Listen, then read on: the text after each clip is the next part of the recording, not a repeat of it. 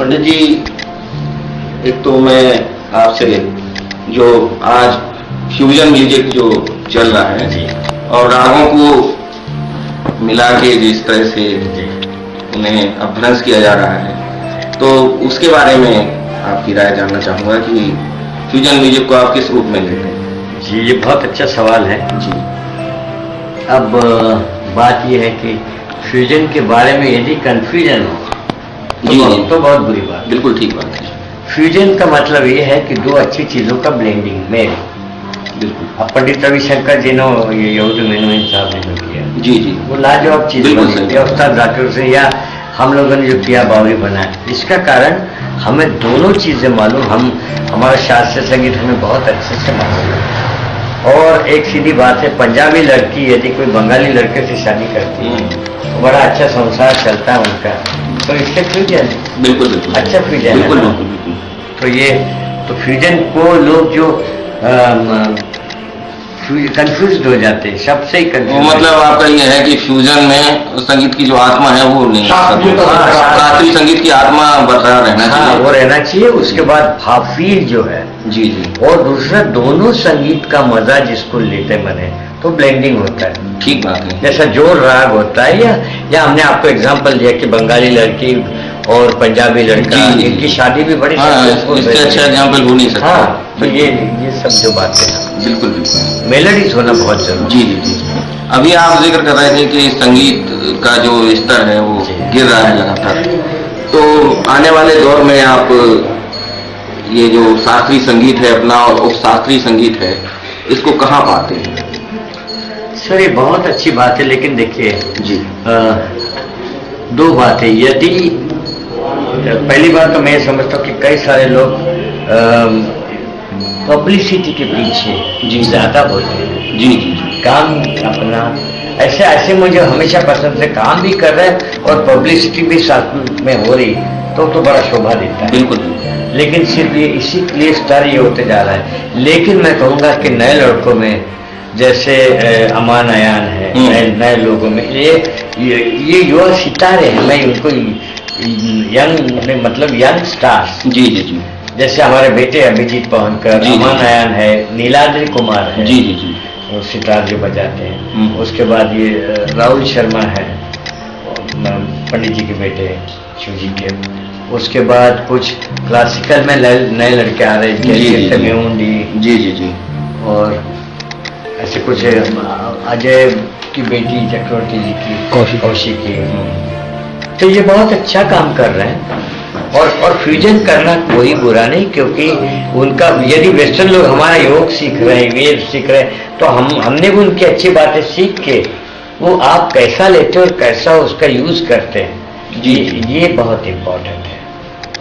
ये अभी आप जिक्र कर रहे थे कि संगीत जो है वो स्कूलों में नहीं सिखाया जाता, जी और आज का जो दौर है इसमें अच्छे सिखाने वालों की भी कमी अब हो गई है। जैसे आप हैं बॉम्बे में रहते, मान लो यहाँ झांसी का कोई संगीत सीखने वाला है तो इतना अच्छा उस्ताद उसको नहीं मिल सकता, मजबूरन उसे संगीत के जो स्कूल चल रहे हैं वहाँ जाना पड़ता है, अपनी शुरुआती तालीम तो वहीं से ही लेना पड़ती है। नहीं, इसमें उसमें कोई बुराई नहीं। जी जी जी, और उसके बाद में फिर वो एक अच्छे गुरु के लिए भटकता रहता है और अच्छा गुरु उसको मिल नहीं पाता, ये बात है। और जो अच्छे गुरु हैं वो आप जानते हैं कि आप तो फिर भी आपने काफी अपने शागिर्द शिष्य बनाए हैं, कई ऐसे भी गुरु हैं जो बहुत ज्यादा इसमें उलझन में पड़ना नहीं चाहते और वो अपना काम करते हैं। वो इस तरफ अगर सोचते हैं हम ध्यान देंगे तो फिर हमारे पास वक्त की कमी हो जाएगी। नहीं, देखिए वक्त की कमी तो वाकई में होती है। जी, जी। लेकिन इसीलिए गुरु शिष्य परंपरा जो है, जी जी जी, तो ये तो संगीत के क्षेत्र में तो हिंदुस्तान की बहुत पुरानी परंपरा है, मेरे ख्याल से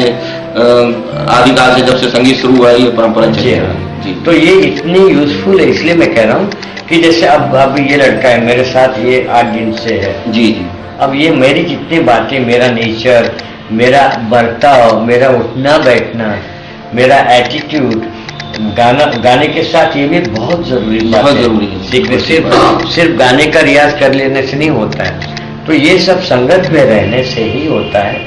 और इसीलिए स्कूल में ये लिमिटेशन बहुत आती है। फिर हमको जो सिखाया गया, यदि परफॉर्मेंस जो है, परफॉर्मेंस में आदमी रोज कुछ ना कुछ नया करने का प्रयास करता है, और जब या तो सिखाने वाले ऐसे होना चाहिए जिनको खूब नॉलेज है, वैसे भी म्यूजिकोलॉजिस्ट बहुत कम है अब। बिल्कुल बिल्कुल। आपकी जो बात है ये संगीत स्कूलों वाली, ये मैंने पंडित जसराज साहब के मुंह से भी सुनी है, और वो अपने स्कूल भी इन्होंने तो शुरू किए हैं, आपको तो खैर बेहतर मालूम होगा। तो क्या पंडित जसराज जी का बहुत अच्छी बात है, पंडित जी, जसराज जी जी। अपने शागिर्दों को बहुत अच्छा तैयार करके बढ़ावा देते हैं। जी जी जी। और हर देखिए, जैसे हर बाप को लगता है, माँ बाप को, कि मेरा बेटा अच्छा निकले, वैसे हर गुरु को भी लगता है कि मेरा शागिर्द भी नामचीन निकले, जी, जी, वो जी। काम करे, और ये होना चाहिए, भावना होना भी चाहिए मन में। मेरा सवाल ये था कि जिस तरह से पंडित जसराज साहब ने अपने कुछ स्कूल शुरू किए हैं म्यूजिक में, तो क्या ऐसा कोई सिलसिला आपके दिमाग में है कि बहुत दिन से देखिए, सरकार जमीन दे दे, जी जी जी, और ये गुरुकुल ये बहुत बड़ी समस्या है, ये तो आप जान और सकते सही हैं, बात और है। उसके लिए फिर आप नेताओं से संबंध, ये वो सब जो बातें हैं, लेकिन ये फैसिलिटीज अगर मिलती हैं तो आप इस बारे में सोच सकते हैं, दिमाग में आपके है ये। क्योंकि मैं प्रोफेसर भी रह चुका हूँ जी बॉम्बे जी यूनिवर्सिटी में, जी जी तो सिखाने में भी मुझे उतना ही आनंद है जितना गाने में है। जी जी। ये जो आज के टीवी पे तमाम ये चैनल्स हैं, इन पे ये रियलिटी शो म्यूजिक के जो चल रहे हैं जी, इनके बारे में आपका नजरिया क्या है? ये जो रियलिटी शो है इनसे कुछ क्या मिलता है? नहीं, देखिए, कहीं लोग ले जाएंगे हाँ, नहीं उनको वहाँ। बिल्कुल बिल्कुल। आपको रियलिटी में अनरियलिटी बहुत होती है। जी जी जी, वास्तव मतलब if you come in reality, very good comment. हाँ, सो बिकॉज ग्लैमर के आगे ये सब भूल जाते हैं कि 10 मेरे प्रोग्राम चैनल करवा रहा है, लेकिन मुझे एक्सप्लॉइट कितना होना है। जी जी जी। ये रागों के बारे में जो मैं एक सवाल आपसे पूछना चाहता हूँ जी, कि रागों जितने भी राग हैं उनका एक समय निर्धारित होता है, और आप लोग स्टेज पे जो प्रोग्राम्स देते हैं तो ये जरूरी नहीं है कि जो उस राग के गाने का समय हो वही उस प्रोग्राम का भी समय हो।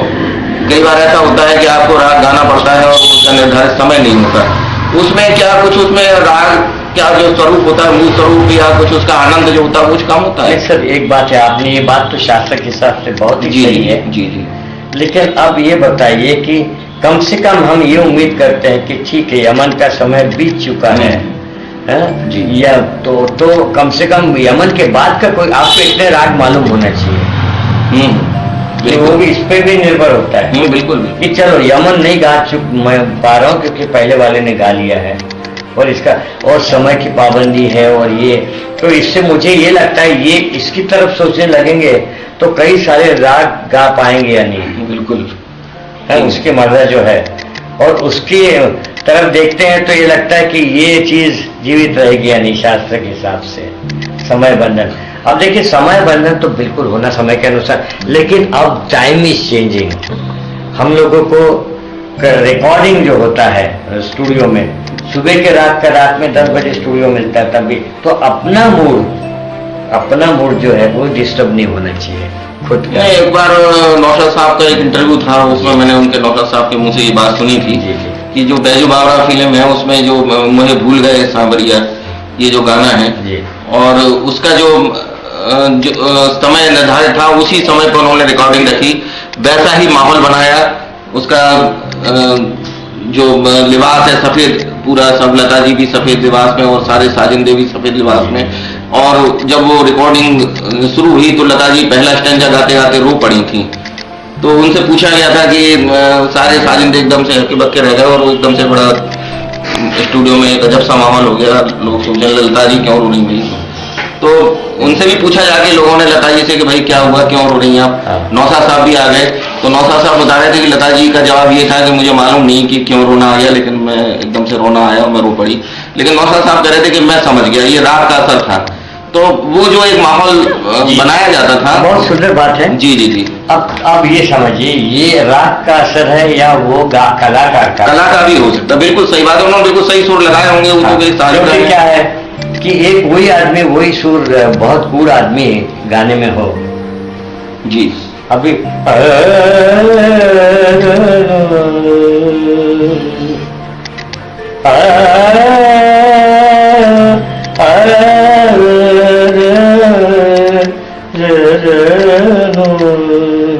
अभी आप जब सुन रहे हैं तो आपको सुरों का आनंद आ रहा है। इस समय कितने बजे ये आपने देखा है? हाँ बिल्कुल ठीक बात है, सही बात है ना? बिल्कुल। अब दूसरी अब ये समय के अनुसार राग है, लेकिन गवैया कूड़ है।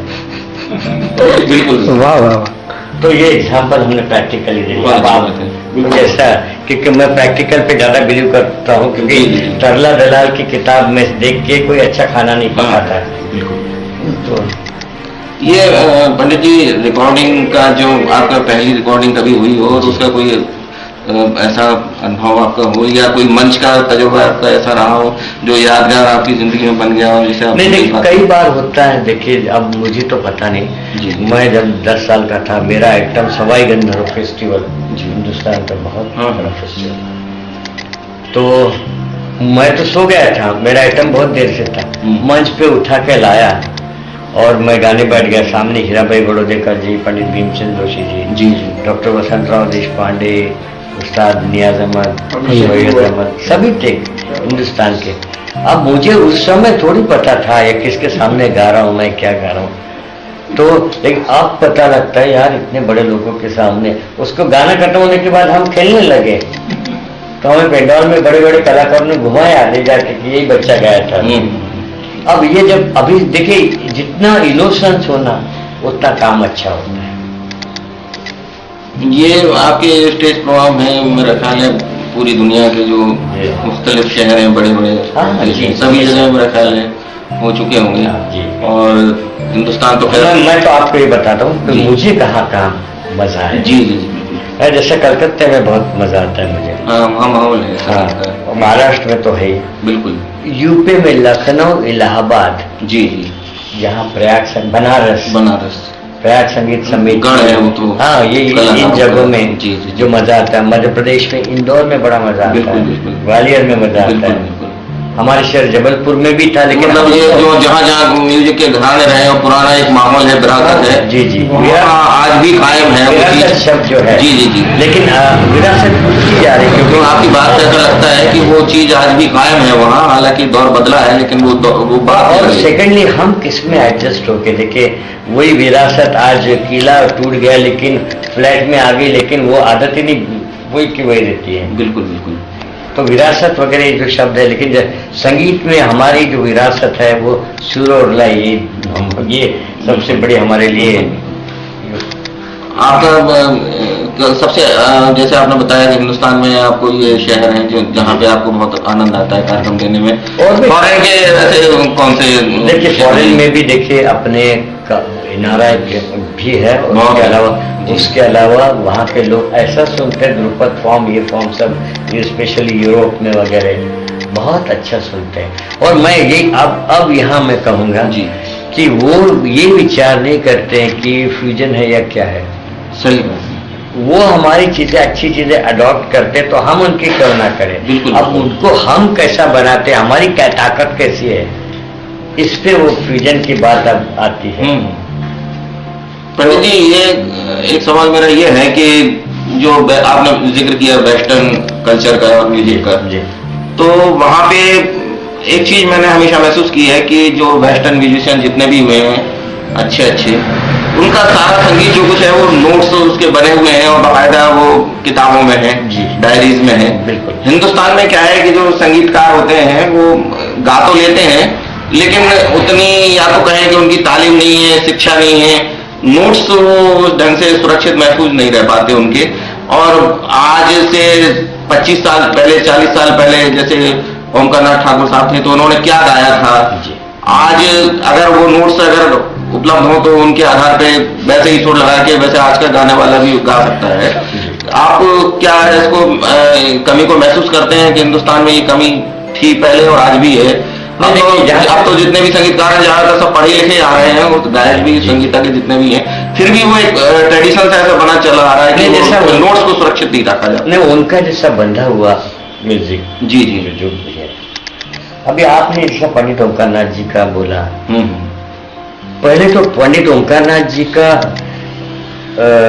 मतलब बहुत मोटो शख्स है, अंदरूनी आत्मा किस चीज में है। जी। अभी लोग आवाज की नकल करते हैं, उनकी आत्मा और उनका गायकी क्या थी। बहुत अच्छी बात। अभी जैसे मैं ये चीज गा के बताऊंगा आपको जैसा पंडित भीमसेन जोशी।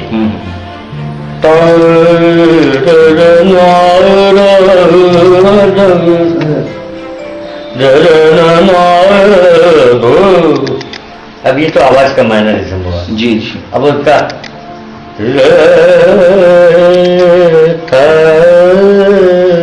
यही बातें लेकिन उन्होंने उस आवाज में कही। तो आत्मा तो सुर में होता है, आत्मा इसमें नहीं होता। मैंने अब जैसे लोकनाथ ठाकुर जी का आपने जिक्र किया। जी जी। तो जहां तक मुझे थोड़ा बहुत कर्म के जरन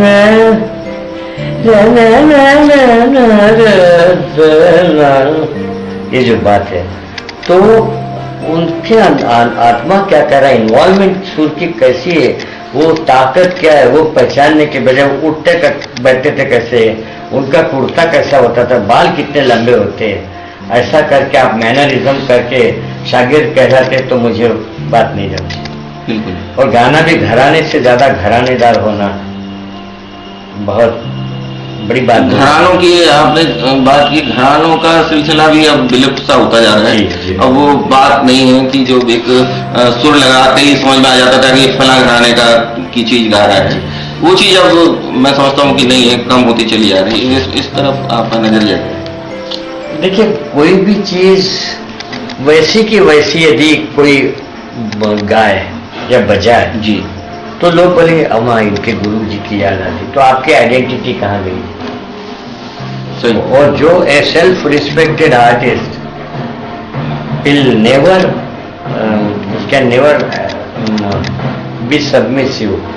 वो ये नहीं कि चढ़ के बैठेगा, लेकिन उसका ईगो कहीं ना कहीं हर्ट होना चाहिए कि यार मैंने गुरु जी की बात कह रहा हूँ, लेकिन गुरु जैसे मैं ना कहूँ, उस लाइन पे जरूर जाना चाहिए। और गुरु ने भी बोलना चाहिए कि मेरी आवाज और मेरी बाकी की नकल मत कर। तो गुरु का भी इतना बड़प्पन होना चाहिए। तो मैं तो घराने में मेरे हिसाब से सुर और लय, ये दो ही घराने होते हैं। उसका रेंडरिंग अलग होता है, उसका ट्रीटमेंट अलग होता है, लेकिन सुर और लय यही घराने की दो आवश्यक बातें होती हैं। अभी नहीं तो सब लोग ये मतलब कुमार जी ये राम राम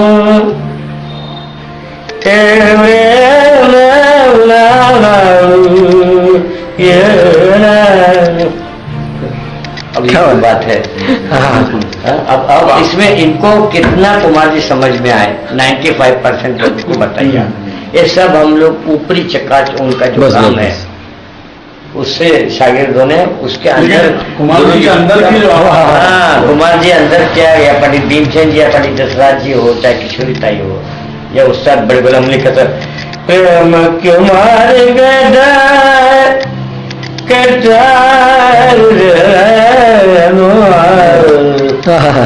अब ये जो है ये पुकार, अब ये पुकार देखिए, अच्छा प्यार, पुकार, अच्छा खाना, अच्छा काव्य, ये सिखाया नहीं जा सकता। पंडित जी, ये जो संगीतकार और गायक जो रहे हैं क्लासिकल खासतौर से हिंदुस्तान और पाकिस्तान में दोनों जगह, आपको सबसे ज्यादा मुतासिर किस सिंगर ने किया? देखिए, मैं प्रभावित तो एक बहुत अच्छा शब्द ये जरूर लिखे आप जी, जो सच्चा कलाकार है, जो कोई ढोंग नहीं करता है, प्रिटेंशन कि बैठने के बाद इधर उधर 200 बार देखिए वो है, वो तो मुझे कितने में ये होगी। जो कला में हर कलाकार के प्रति मेरा आदर है, क्योंकि कहीं ना कहीं वो काम करते हैं बड़े कलाकारों के बाद। लेकिन जहाँ तक प्रभावित होने का बात आपने की है, so in my when I was a child I was influenced by Ustad Amir Khan साहब एंड उस्ताद बड़े गुलाम अली खान। जी जी। और कोई कितना भी कह ले किसी घराने का आदमी, पर ज्यादातर शब्द सब नहीं बोलो, ज्यादातर कलाकार कहीं ना कहीं इन दो कलाकारों से प्रभावित है। और उनसे अलग हट के जो गाता है, मतलब थोड़ा सा प्रभावित होना और अपनी गायकी अलग निर्माण करना, वो बड़े बनते हैं।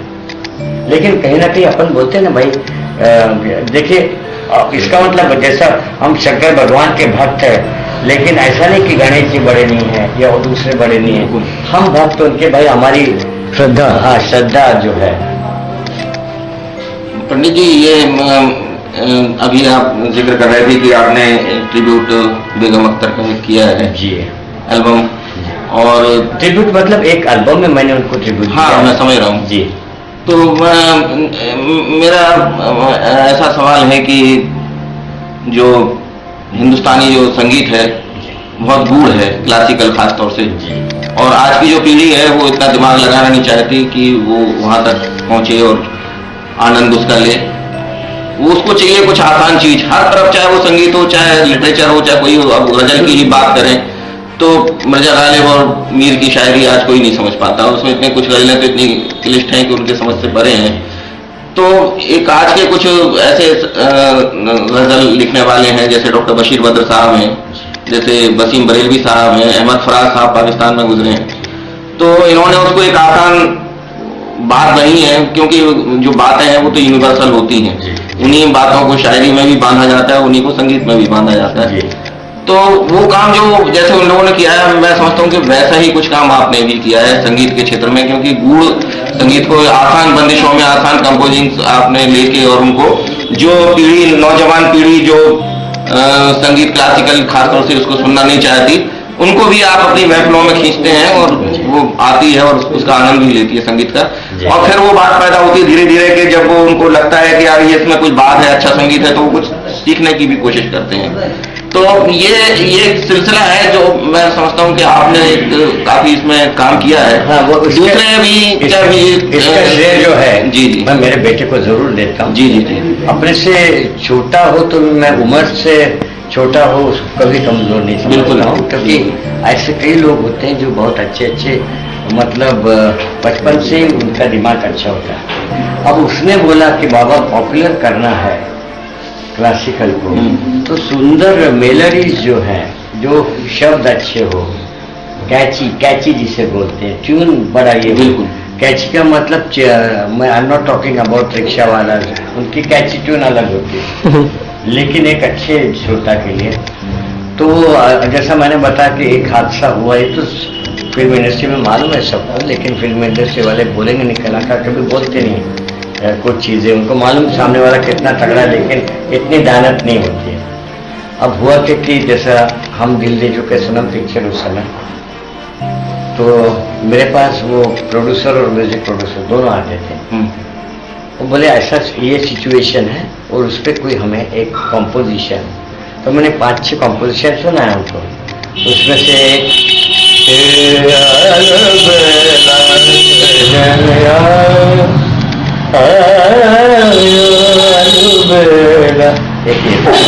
अब वो फिट होता था उस सिचुएशन को। अब भाई मैंने वो जाके गाया, दूसरे दिन फाइनल ये होने वाला था, रात में मेरा प्रोग्राम कहीं दूसरी शहर में था, वो जाके फ्लाइट में आने वाला था।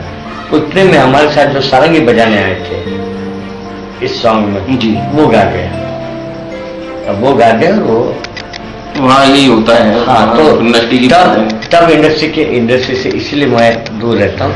तब इंडस्ट्री में कभी ऐसा इत्तेफाक हुआ है, आप कुछ गाया है, आपने कुछ रिकॉर्ड कराया है इंडस्ट्री के लिए? नहीं, अब जैसे ये करने के बाद मैंने जितने भी बार आए, मैंने कहा मुझे नहीं करना है, क्योंकि इसने हमें एक हिम्मत दी, बेटे ने मेरी, मैं उसको मानता हूँ। जी जी। वो अपने देश का एकमात्र क्लासिकल कीबोर्ड प्लेयर है, कीबोर्ड पे क्लासिकल कोई नहीं बजाता, पंडित शिव कुमार शर्मा जी के शागिर्द है।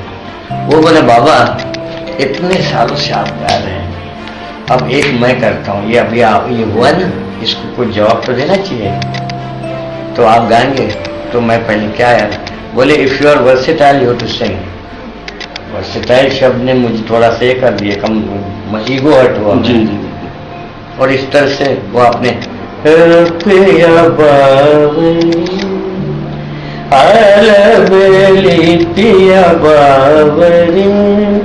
वो ये इतना हिट हुआ अभिजीत ने जो कंपोज किया जी जी जी, और जो हमने गाया, तो हमने ये देखा कि शब्द, फील, सुर, ये कितना भी कूड़ आदमी हो मजा लेता है, शायरी का भी मजा जो है। ये बात आपने जो कही है कि वो उसको आनंद आता है भले ही वो ना समझे संगीत जी। और एक बार पंडित ओमकारनाथ ठाकुर का मैं जिक्र कर रहा था, तो ओमकारनाथ ठाकुर साहब ने भी अपना एक वाक़या ऐसा सुनाया था कि अंग्रेजों का जब शासन था और उनसे पूछा किसी अंग्रेज अधिकारी ने कि ऐसा सुना जाता है कि आपके देश में कोई कृष्ण था और वो बांसुरी बजाता था तो गायें खिंच के चली आती थी, तो उन्होंने कहा हाँ पेशेंट थे हमारे यहाँ और ये सच्ची बात है बिल्कुल कि बांसुरी बजाते थे, गायें आ जाती थी।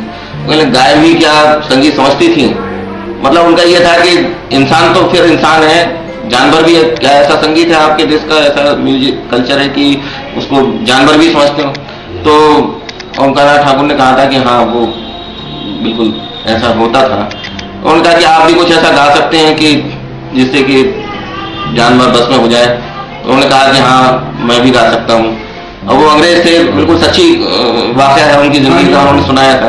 ये मेरे पास भी है। जी जी, उन्होंने फिर एक शो, म्यूजिक शो एक ऑर्गेनाइज किया और उसमें एक डबल पिंजरा बनाया गया जिसमें एक शेर को अंदर डाला और दूसरा पिंजरा बनाया जिसमें कि ओमकार ठाकुर साहब बैठे और उन्होंने पहले से प्री प्लान था सब कुछ। उन्होंने कहा कि मैं गाऊंगा और जैसे ही ये मैं इशारा करूं ये शेर को जब असर आने लगेगा संगीत का इसके ऊपर, तो मैं इशारा करूंगा तुम पिंजरा खोल देना। उन्होंने शेर को भूखा भी रखा 4-5 दिन के खूंखार हो जाए और वो एक ऐसी स्थिति आई कि वो जब वो गाते गाते एक आधा-पौना घंटे के बाद उन्होंने इशारा किया खोल दो पिंजरा। वो शेर आया, वो बिल्कुल उनके पास में आके खड़ा हो गया, ना कोई दहाड़ ना कुछ, और उन्होंने उसके ऊपर हाथ में छेड़ा और सुनता रहा बैठा बैठा और इतना बेसुध हो गया कि वो अपने पिंजरे से उठ के, जब उनका गाना खत्म होने को था तो उठ के बाहर भी आ गए और पिंजरा गिरा दिया गया, उसका दरवाजा बंद कर दिया गया। वो शेर तो वो देख के रह गए। तो वो अपने देश का संगीत है, क्लासिकल संगीत। लेकिन आपकी बात ये नहीं, ये बहुत अच्छी बात है। अब इसमें एक बात मैं कहूँगा जी कि ये तो उनकी ताकत थी। जी जी जी। और कुछ सुर ऐसे होते अपने मतलब गाने वाले कि वो कच्चा खा जाए शेर कि कब मिलता है, क्या बकरी दूध देना बंद कर दिया। अब तो ये तो निर्भर कैसे कौन कैसे कितने महान कलाकार, सब बड़े बड़े कलाकार। एक तो वो पहले तो सुर में ऐसी ताकत होती है कि जिससे मतलब सुर की ताकत ही अलग है। सुर की मार कह लीजिए, मार सुर की बहुत बुरी होती है, बिल्कुल शब्द की भी जो मेरा ये एक सवाल है कि एक तो वो दौर जो मैंने अभी जिक्र किया ओमकार ठाकुर साहब के वक्त का, और एक आज के जो संगीतकार हैं, वो गायक हैं, वो क्लासिकल खासतौर से जो गाते हैं, उनका ये कहना होता है कि साहब आज की पीढ़ी संगीत समझती नहीं है, हम क्या गाएं कैसे सुनाएं। तो क्या उनकी जिम्मेदारी ऐसे नहीं बनती है कि वो जब जैसे आपने अभी देखो एक बात है आपको बताया कि ऐसे आप खुद बेहतर जानते हैं, आप तो फिर डूबे हुए हैं उसमें, तो क्या जैसे आप कर रहे हैं ऐसे दूसरे संगीतकारों का क्या नैतिक दायित्व तो नहीं बनता कि वो कुछ ऐसे कंपोजिशन लाएं, ऐसी बंदिशें तैयार करें कि जो नौजवान पीढ़ी जो है वो उसमें आकर्षित हो। और खासकर नौजवान पीढ़ी, जैसे अभी समीर भाई जिक्र कर रहे थे कि जब क्लासिकल गाया जाता है तो वो बड़े अजीब से हाव भाव गाने वाले के कहीं मुंह टेढ़ा करके गा रहा है कुछ, वो सुनती है कि पता नहीं क्या यार ये क्या चक्कर है, उठ के भाग जाता है सुनने वाला। तो कुछ मतलब खूबसूरती से उस चीज को अंदाज में कुछ पेश किया जाए कि जो नौजवान पीढ़ी भी, जब जानवर और गाय और शेर की बात आती है तो वो तो इंसान है, वो तो संगीत समझते ही हैं। तो क्या कुछ ऐसी बात नहीं पैदा की जा सकती कि जो होती जा रही है पीढ़ी अपनी जो आज की, उसको शास्त्रीय संगीत की तरफ जोड़ा है? आपको एक बात बताऊं कि जैसा मैंने बोला गाने वाले पे निर्भर है काफी। आज भी मैं इतने यंग लोग देखता हूँ हम लोगों के प्रोग्राम में, या आप सवाई गंगा फेस्टिवल में चले जाइए, पंडित भीमसेन जी या पंडित दशरथ जी गाते हैं, वो भी अमजद अली खान बजाते हैं, वाणी जी, शिव जी, और भी आके जो है, तो वो यंग से लेके सब बैठे रहते हैं। और हम ये चाहते कि हमारे इसमें मैं देखता तो बड़ी खुशी होती है कि जैसे 85 साल के लोग भी जो जीवित है वो भी उतना ही, क्योंकि उनको पुराना अच्छा सुनने मिलता है, उनकी यादें ताजी होती है। वैसे नए जनरेशन को कि पंडित अजय पानकर जी हमारे लिए भी कुछ करेंगे, बिल्कुल बिल्कुल। तो ये हमारा दिस इज आवर रिस्पॉन्सिबिलिटी। और संगीत तो नहीं मरेगा, अच्छा संगीत नहीं मरेगा, हाँ कुछ दिन पीछे हट जाएगा लेकिन मरेगा नहीं, वो नए रूप में फिर से जीवित होकर आएगा सर। आप शोहरत की ऐसे मुकाम पे हैं, मेरा ख्याल है कम लोगों को ये नसीब हो पाता जिस मुकाम पे आप आए हैं। और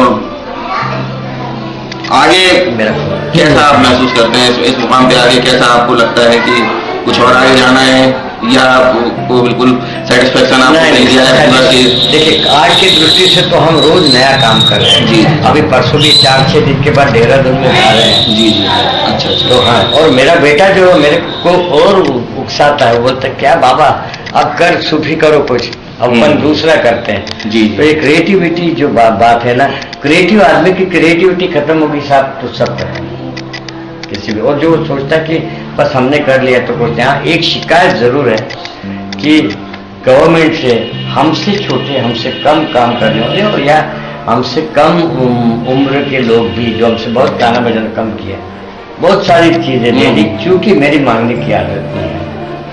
क्योंकि I belong to very high class family, very highly educated family, जिनके यहाँ मेरे पिताजी माताजी ही लोगों को देते थे ऐसे। तो इसलिए हमने, लेकिन अभी तक हमें आवाज वगैरह कब के मिल जाना चाहिए। छोटी सी नहीं, आपका मतलब ये है कि सरकारें जो है वो अपना जिम्मेदारी जो है संगीत को बढ़ावा देने की, और जिन कमेटियों में कलाकार हैं, अब पंडित अजय फोनकर को ऐसा नहीं कि कलाकार अभी कई कलाकार मेरे 20-25 साल के बाद वो कमेटी में, मतलब ये बात सही है कि वो कमेटीज बनाई जाती हैं, उसमें राजनीतिज्ञों को ही रख लिया जाता है, राजनीतिक सरोकार भी नहीं है संगीत से, रख लिया जाता है। और कलाकार भी जब राजनीति करते हैं तो बिल्कुल तो बुरा और बुरा होता है। हाँ। सही बात है। तो जैसे अब संगीत नाटक अकेडमी का अवार्ड कब से मिल जाना चाहिए था हमको, ये संगीत नाटक अकेडमी मिलना ही चाहिए था, पद्मा अवार्ड कोई ना कोई मिलना ही चाहिए था। इस दृष्टि से जरा लगता है। फिर आपके ये महोत्सव होते हैं तो उसमें उनके इंटरेस्टेड ये होते हैं सब महोत्सव में। आपने महोत्सवों का जिक्र किया, एक हमारे यहाँ झांसी में भी झांसी महोत्सव होता है, जैसे कि आप जानते हैं लखनऊ में होता है, ताज महोत्सव आगरा में होता है, गंगा महोत्सव बनारस में होता है, तो बहुत सारे महोत्सव हैं देश में होते हैं।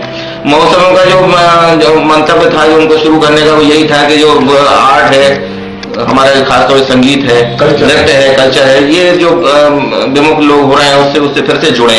इस वक्त मैं के भी वही सारे काम कर रही है। और ये महोत्सवों का शुरू में भले ही एक आध दो बार ऐसा रहा हो कि कुछ इस तरह सोचा गया, लेकिन अब तो महोत्सवों का जो मंच है वो बहुत सस्ता मंच बनता चला जा रहा है।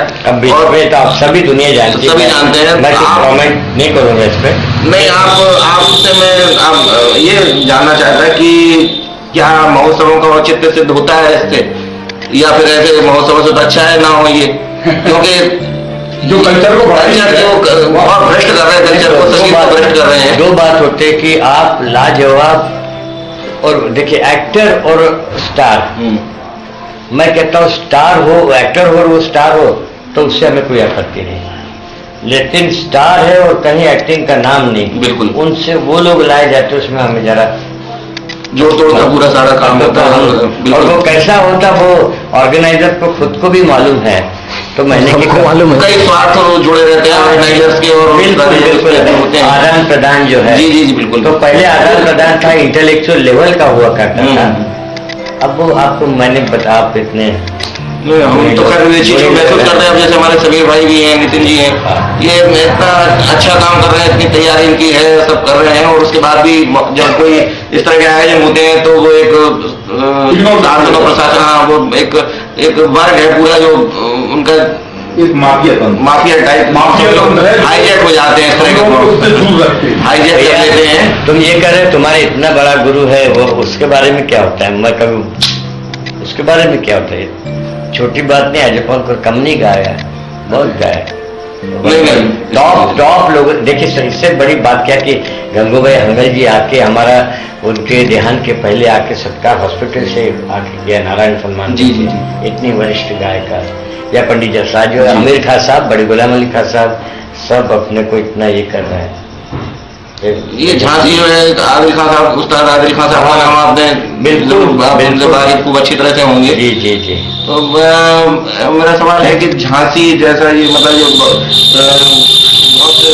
झांसी और ग्वालियर जो है एक संगीत के क्षेत्र में बहुत गढ़ रहा है, और आज वो चीज खत्म होती चली जा रही है। आपको क्या लगता है कि यहाँ पे कुछ काम होना चाहिए? बहुत होना चाहिए। तानसेन समारोह से आप लौट के आ रहे हैं, तानसेन समारोह का भी जो शुरू किया गया था उस समारोह को जिसमें हम आते रहे, मेरे ख्याल से 3 या 4 साल ऐसे जो प्रोग्राम्स वहाँ पे इधर हो रहे हैं, और बहुत खराब स्तर हो गया, और जितने भी आर्टिस्ट आते हैं वो बहुत निराश मायूस होके जाते हैं, और उनको लगता है यार कहाँ फंस गया, कि उसी शोहरत और वो सब उनका तानसेन समारोह की जो बनी हुई है वो उसी चले जाते हैं। मतलब मैं एक ही शब्द बोलूंगा कि जो गरिमा है वो बनाए रखे, गरिमा खत्म हो रही है, मतलब हाँ, ऐसी ऐसी बात और है। दूसरा सुनने वाले जो श्रोता थे जी। जिनको देख के प्रसन्न होना चाहिए। अभी तो फिर कोई ये बुनाई कर रहा हम है। लोगों ने दैनिक जागरण में भी तानसेन समारोह के बारे में जो पूरी रिपोर्ट अभी ग्वालियर एडिशन में छापी थी, तो यही थी कि बहुत ही सस्तापन आ गया है। और नहीं, अभी बताइए, आप दूसरे को आप तो मतलब श्री पंडित अजय पवन को श्री अजय पवनकर लिख रहे हैं, जबकि दुनिया जानती है, और इतना पॉलिटिक्स स्केल के अजय पवनकर पे फर्क नहीं पड़ने वाला है। सही है। सीधी सीधी बात। हम आए, हमारी एक जो प्लीज नहीं प्लीज आप प्लीज आप, तो हमारी जो हम जो वहाँ हाजिरी लगाने आए थे, जी जी जी। वहाँ कि भाई हाजिरी लगे, हमारा हर एक आर्टिस्ट को लगता है। तानसेन जी पंडित जी, नए एल्बम आपके जो आ रहे हों, कुछ नया काम इधर कर रहे हैं, उसके बारे में मैं चाहता हूँ थोड़ा रोशनी आप कर दें। बस आ जाए तो आपको मैं खबर कर दूंगा। जी जी। कितना कितना काम, मतलब इस समय कितने एल्बम वगैरह जो आपके आए हैं, उनमें भी जो पॉपुलर हुए हैं, या तो काफी कितना- एल्बम देखे, क्लासिकल के तो नहीं, हमारे मेरे पास है 2-4 एल्बम Faces of Ragas, हैं। Faces of Ragas, हाँ, Faces of Ragas, जी जी जी। काफी फेसेस ऑफ रागास, बरखा जी। है, बरखा है, बरखा। उसके बाद फिर हेलो या I can't, will you please talk loudly. हाँ जी।